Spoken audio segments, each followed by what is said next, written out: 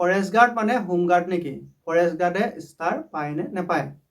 নমস্কাৰ, আপোনালোক সকলোকে প্ৰফুল্ল অসম ইউটিউব চেনেললৈ স্বাগতম জনাইছোঁ।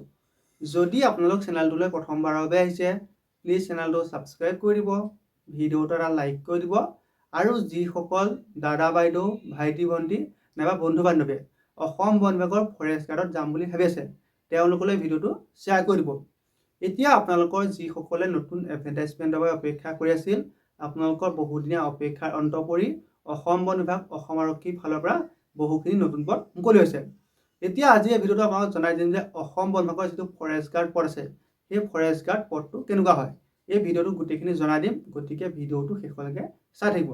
এতিয়া মই আপোনালোকৰ যেতিয়া ভিডিঅ'সমূহ দিওঁ, তাত বহুতজনে আপোনালোক কমেণ্ট কৰে, নাইবা মই যেতিয়া লাইভ হওঁ তেতিয়াও কমেণ্ট কৰে, নাইবা মোক পাৰ্চনেলি মেছেজ কৰি সুধি থাকে ফৰেষ্ট গাৰ্ড পদটো কেনেকুৱা হয়, বা ফৰেষ্ট গাৰ্ডৰ ষ্টাৰ থাকেনে, আৰু আপোনালোক কেইবাজনে সুধিছিল যে ফৰেষ্ট গাৰ্ড মানে হোমগাৰ্ড নেকি, বা আপোনালোকৰ ফৰেষ্ট গাৰ্ড যিখিনি আছে সেইখিনিত বেছি আপোনালোকৰ বয়সীয়াল মানুহ থাকে নেকি। এই ভিডিঅ'টো আপোনালোকক সকলোখিনি প্ৰশ্নৰ উত্তৰ দিম। এতিয়া আপোনালোকৰ অসম বন বিভাগৰ যিটো ফৰেষ্ট গাৰ্ড বনৰক্ষী পদ আছে, তাত এপ্লাই কৰিবলৈ এডুকেশ্যন কোৱালিফিকেশ্যন হ'ব লাগে 12 পাছ। মানে আপুনি যদি হায়াৰ ছেকেণ্ডেৰী পাছ কৰিছে তেন্তে ফৰেষ্ট গাৰ্ডত এপ্লাই কৰিব পাৰিব। তাৰপিছত আপোনালোকৰ ফৰেষ্ট গাৰ্ডত এপ্লাই কৰিবলৈ যিটো বয়স, সেই বয়সটো হ'ব লাগে 18 পৰা 40 বছৰ। তাৰ পৰা ST SC সকলে 5 বছৰ, আৰু OBC MOBC কেণ্ডিডেটে 3 বছৰ ৰেষ্ট ইলেকশ্যন পায়। এতিয়া বহুতৰ মনত এটা ধাৰণা, সেইটো হৈছে আপোনালোকৰ ফৰেষ্ট গাৰ্ডত যিহেতু এপ্লাই কৰিবলৈ বয়সৰ সীমাটো বহুত বেছি, সেইবাবে ফৰেষ্টত বুঢ়া মানুহখিনি আহে নেকি।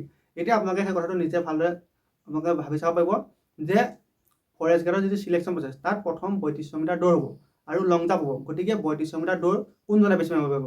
আপোনালোকৰ এজন 20-22 বছৰৰ ল'ৰাৰ লগত এজন ধৰি লওক 35-36 বছৰৰ মানুহে কেতিয়াও আপোনালোকৰ ৰানিং কৰিব নোৱাৰে। গতিকে তেওঁলোক ফিজিকেল টেষ্টত কৰা যায়।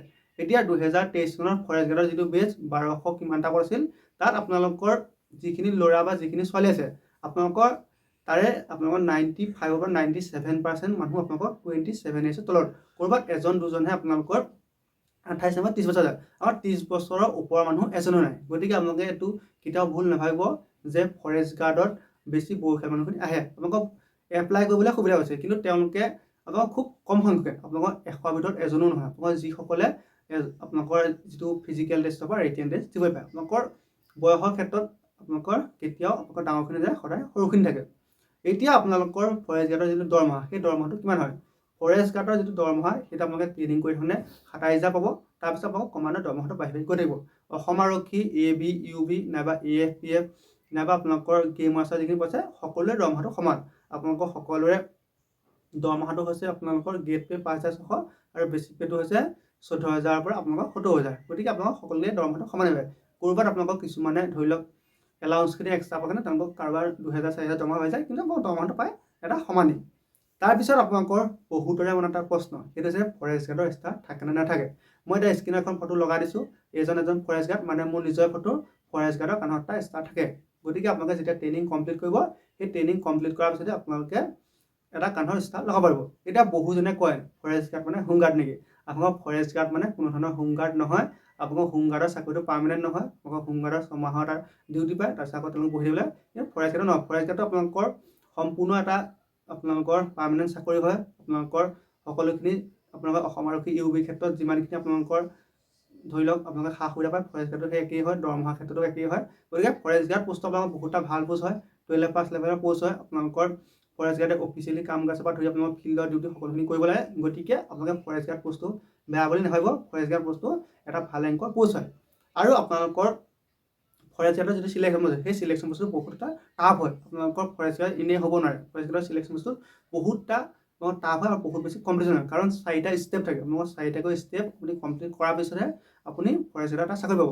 আৰু অসম আৰক্ষী UB নাইবা AB ক্ষেত্ৰত 3টা ষ্টেপ, কিন্তু ফৰেষ্ট গাৰ্ড হ'বলৈ হ'লে আপুনি 4টা ষ্টেপ পাৰ কৰিব লাগিব। আপোনালোকক মই ষ্টেপবিলাক কৈ দিছোঁ। প্ৰথম ফিজিকেল টেষ্ট, তাৰপিছত ৰিটেন টেষ্ট, তাৰপিছত ৱাকিং টেষ্ট, আৰু একেবাৰে লাষ্ট ষ্টেপ হৈছে অৰেল বা ভাইভা টেষ্ট। গতিকে ফৰেষ্ট গাৰ্ড চাকৰিটো আপুনি ইমান সহজে নাপায়। আপুনি নাভাবিব যে ফৰেষ্ট গাৰ্ড চাকৰিটো হোমগাৰ্ডৰ লগত তুলনা কৰি আপুনি এনেই লাভ নাই, কাৰণ ফৰেষ্ট গাৰ্ডটো বহুতটা ওপৰৰ পোষ্ট হয়। গতিকে আপুনি যদি ফৰেষ্ট গাৰ্ডত যাম বুলি ভাবি আছে, তেন্তে আপুনি মানুহৰ কথা নুশুনি আপুনি নিজক 100% দিয়ক। আপোনালোকৰ ফৰেষ্ট গাৰ্ডত নতুনকৈ 5-4টা পদ মুকলি হৈছে, তাৰে ভিতৰত এটা আপোনাৰ নিজক কৰিবলৈ চেষ্টা কৰক, আৰু নিজক 100% দিয়ক। আৰু আপোনালোকৰ কাৰোবাৰ যদি ফৰেষ্ট গাৰ্ডৰ বিষয়ে কিবা জানিব লগা থাকে, তেন্তে মোৰ যিটো ইনষ্টাগ্ৰাম ID মই স্ক্ৰীণত দি দিছোঁ, তাত গৈ আপোনালোকে মোক মেছেজ কৰিব, মই আপোনাক ভালদৰে বুজাই দিম। ধন্যবাদ।